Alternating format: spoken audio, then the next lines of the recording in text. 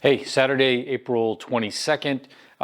Yesterday, I don't know, you probably know from the video before this, but I got further than I expected and went ahead and completely finished up the vertical stabilizer by redoing the spar and the spar doubler, and then not screwing up the countersinks and riveting on the attach brackets, and then riveting all of that to the assembly. Anyways, enough about that. So today I've got the horizontal stabilizer back out on the stand because now I can finish up the rear spar. So I'm going to remove the rear spar and rivet on the attach brackets and the new doublers for SB36, and that will be done. Interesting though is when I pulled this out today and I was setting it in the stand, I don't know how I did this, but on the opposite side right here on the inboard, I completely missed a rivet. Like, I didn't screw it up, I just didn't put one in there. So I have one rivet to squeeze over here, and then once this stuff is done, all those rivets and this can go back into storage. So I'm going to get situated here. Before I do any of this, I'm going to do these so that I have time to get them primed and let that cure. All right, let's see if I can keep up with my edit. 6 hours compressed into 5 minutes. Just getting those nested doublers ready to be primed. Match drilling all the new parts, final size drilling really all the new parts to the spar assembly, which has already been riveted, obviously leaving the important holes open. They're getting ready to prime. And then the biggest part of the work back here is that hinge bracket. If you look at the image on the left, you see how it's assembled. If you look on the image on the right, there are no holes in one of those brackets. So you have to clamp the whole thing together, cleco it to the spar assembly, and then use one side as a drill guide to drill out all 6 of those holes through the steel brackets and then the aluminum flange of the bearing. That's pretty time-consuming work. And then once all of that is completed, the holes need to be upsized to a number 12 for the bolts that are going to hold it on. So in a moment here, you'll see me over at the drill press trying to figure out how to get it all rigged on there so I can carefully drill those holes straight, the large number 12 holes. So all of this is, it seems easy work to put all this stuff together and just rivet it to the spar, but there's quite a bit of assembly first has to happen, all basically around that hinge bracket, which means that those nested doublers had plenty of time to dry after priming them, and I could go ahead and get it all mounted on. I've got the plans set out there in front of me so that I can kind of check my work as I go and try to avoid any blunders. I think at this point I get into riveting, and you can't even tell when the nested doublers go in those outboard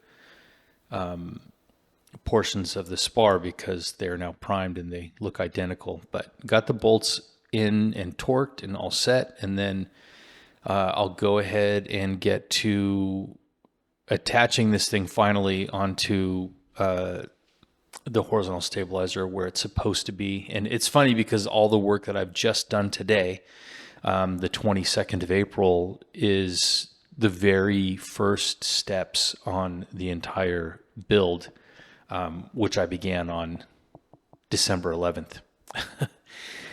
So let's see. Basically, the riveting process for me is to put a cleco in every other hole and then drop a rivet in the open holes. And then once that's done, remove the clecos and drop rivets in the remaining holes. It's not that hard to, in like a situation like this, to miss a rivet, just because once the clecos are out and the rivets are dropped in all the other holes, everything kind of looks the same. And when you're looking at the bottom and where the tails are hanging out, it's not hard as you're moving along to skip over one. I'm doing a bunch of work here with some unusual tools for this part of the job, and I'm going to explain that here in just a second.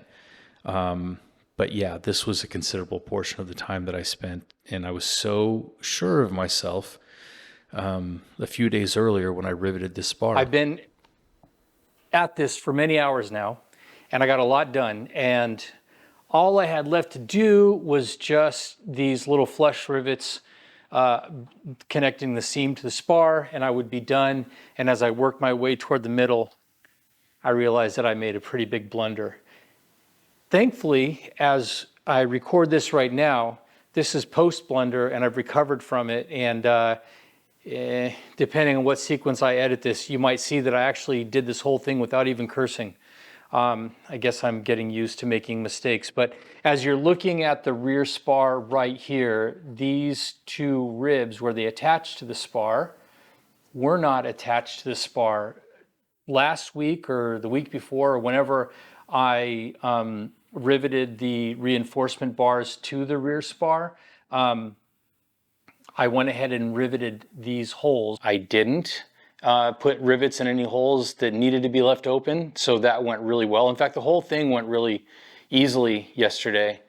And then I put this whole thing together, and I did one whole side of the skin, riveting it in, and I got here and I realized that these were not attached. So it was pretty tricky to drill out these, and I'll show pictures, but to drill out these 4 rivets because the shop head was covered up by this flange.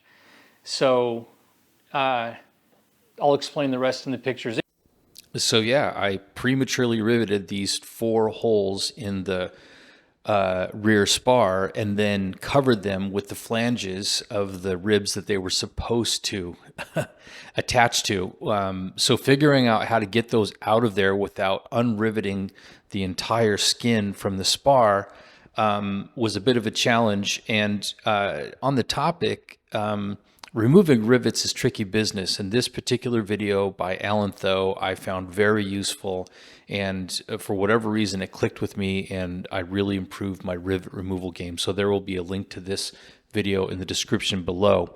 But I was able to only remove those 4 rivets and still get them out from underneath those flanges because I had these cheap Harbor Freight auto trim removal tools that were perfect for getting under those flanges and gently lifting them away and drilling out those rivets very slowly and carefully to make sure not to mess up the holes. And in the end, it's a success story. It worked out. So couldn't be happier with the result. I think that I've gotten much better at recovering from errors and becoming more creative, I guess, in the approach to doing it.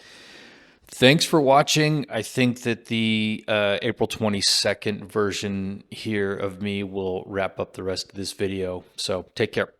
Anyways, I'm done with that. It's good. All I have to do is finish up these flush rivets and this will be completely done. Gosh, what a day. Anyways, that's it. Saturday the 22nd of April, 2023. Moving on.